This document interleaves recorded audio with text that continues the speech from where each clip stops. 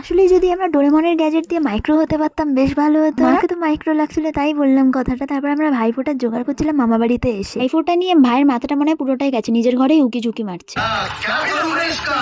উকি ঝুঁকি না দিতে ইচ্ছে হলে ছুটে ছুটে চলে গেল নিজের উড়ন্ত মন নিয়ে ভাই বোন একটু ঘুরতে গেলাম বাদায়। তারপর সাপ দেখে দুজনে ক্যামেরার দিকে মন দিতে দিতে যদি সাপের কামড় খেতাম তাহলে আর আমার ব্লগ তোমাদের দেখতে হতো না।